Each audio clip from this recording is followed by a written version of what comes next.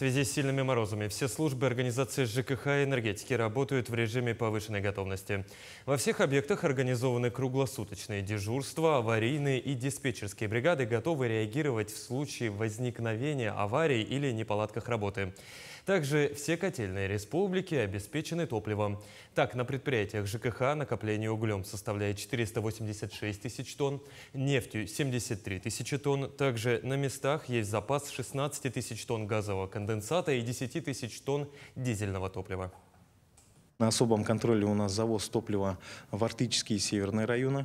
На текущий момент в эффективном взаимодействии с Министерством транспорта Республики Саха-Якутия мы мониторим, качество автозимников, и тот плановый объем топливно-энергетических ресурсов порядка 500 тысяч тонн, который планировалось завозить в навигацию, все объемы выполнены 100%, и на текущий момент все муниципальные образования, все источники тепловой и электрической генерации обеспечены топливом непосредственно на местах.